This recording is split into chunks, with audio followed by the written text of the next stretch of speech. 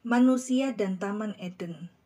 Pembacaan diambil dari kitab Kejadian bab 2 ayat 8-25.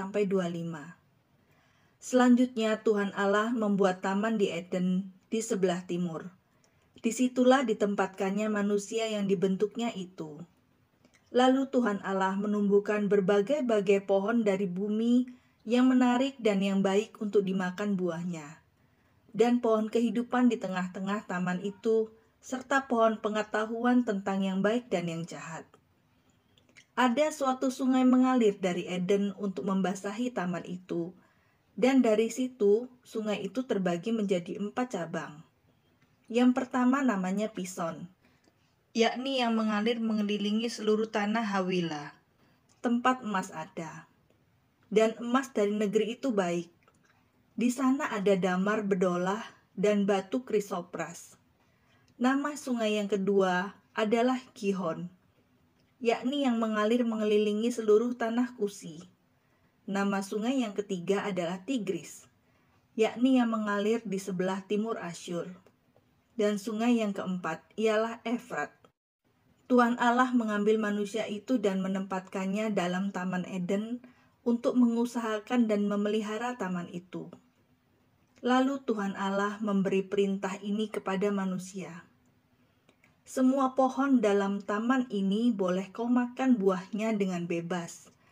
Tetapi pohon pengetahuan tentang yang baik dan yang jahat itu, janganlah kau makan buahnya. Sebab pada hari engkau memakannya, pastilah engkau mati. Tuhan Allah berfirman, tidak baik kalau manusia itu seorang diri saja. Aku akan menjadikan penolong baginya, yang sepadan dengan dia. Lalu Tuhan Allah membentuk dari tanah segala binatang hutan dan segala burung di udara. Dibawanyalah semuanya kepada manusia itu untuk melihat bagaimana ia menamainya. Dan seperti nama yang diberikan manusia itu kepada tiap-tiap makhluk hidup, demikianlah nanti nama makhluk itu. Manusia itu memberi nama kepada segala ternak, kepada burung-burung di udara, dan kepada segala binatang hutan. Tetapi baginya sendiri ia tidak menjumpai penolong yang sepadan dengan dia. Lalu Tuhan Allah membuat manusia itu tidur nyenyak. Ketika ia tidur, Tuhan Allah mengambil salah satu rusuk daripadanya, lalu menutup tempat itu dengan daging, dan dari rusuk yang diambil Tuhan Allah dari manusia itu, dibangunnyalah seorang perempuan. Lalu dibawanya kepada manusia itu. Lalu berkatalah manusia itu, inilah dia, tulang dari tulangku dan daging dari dagingku.